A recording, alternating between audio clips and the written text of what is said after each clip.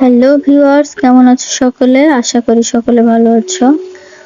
অনেকদিন পর আবার একটু একটু করে চেষ্টা করছি ছাদে কিছু গাছ লাগানোর জন্য, এবং 2-1 মাস ধরে চেষ্টা করে কিছু গাছ লাগিয়েছিও। তো আজকে তোমাদের সেগুলোই দেখাবো আমি কি কি গাছ লাগিয়েছি, এবং এই প্রায় 2 মাসের মতো হয়েছে।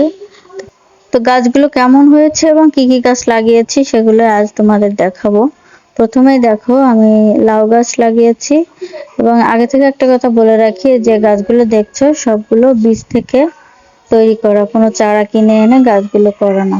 প্রত্যেকটা গাছই আমি আগে বীজ পেতেছি, তারপর চারা থেকে গাছগুলো হয়েছে। এরপর দেখো, এই যে শসা গাছ, শসা গাছ 2টা আছে। প্রথমটা হচ্ছে এটা, এখনো ফুল ফল আসেনি, গাছটা কেবল বড় হয়েছে। এরপর আছে দেখো সিম গাছ লাগিয়েছি, সিম গাছটা বেশ বড় হচ্ছে, এখনো ফুল ফল আসেনি, গাছটা কেবল মাত্র বেড়ে উঠছে। খুব সুন্দর চেহারা হয়েছে সিম গাছটা। এরপরে টবে রয়েছে কুমড়ো গাছ, কুমড়ো গাছও লাগিয়েছি, এবং আজকে কুমড়ো গাছ থেকে ডগা কেটে নিয়ে যাব। এখানে কুমড়ো গাছটা মূলত ফলের জন্য লাগাইনি, শাক খাওয়ার জন্যই লাগিয়েছি। তো এখান থেকেই আমি মাঝে মাঝেই কুমড়ো শাক কেটে নিয়ে রান্না করে খাই। তো আজকে 2টা ডগা কাটার মতো হয়েছে, সেই ডগা 2টা আজকে কেটে নিয়ে যাচ্ছি।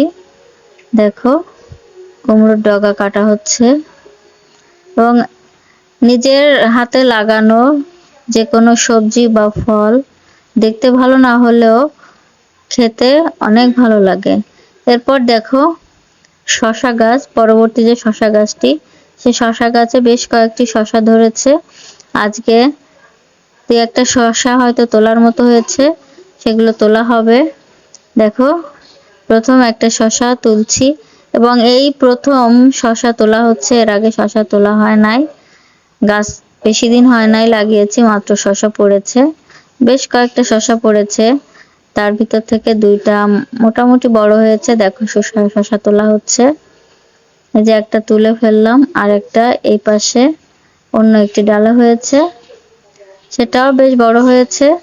দেখো এই যে শসা আরো একটি তোলা হচ্ছে। তো এই নিয়েই আমার এখন বর্তমান গাছ আছে।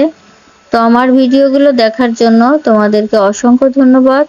যারা আমার চ্যানেলটি অলরেডি সাবস্ক্রাইব করে নিয়েছো তাদেরকে ধন্যবাদ, এবং যারা এখনো সাবস্ক্রাইব করোনি তারা চ্যানেলটি সাবস্ক্রাইব করে নিও, এবং আমার ভিডিওগুলোর সঙ্গেই থেকো। ধন্যবাদ সকলকে, ভালো থেকো সবাই। আবার দেখা হবে নতুন কোনো ভিডিওতে।